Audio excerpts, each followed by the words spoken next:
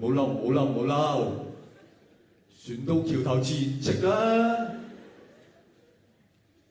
呢句説話係講緊乜鬼嘢？隻船原本係攣㗎。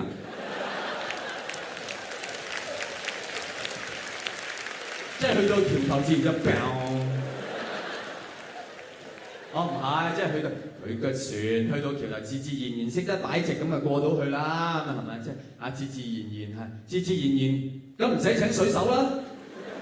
咁你早啲出聲啦，鐵達尼死少好多人啊，係咪？即係船一開，個船長就同大家宣佈：各位，船到橋頭自然直啊！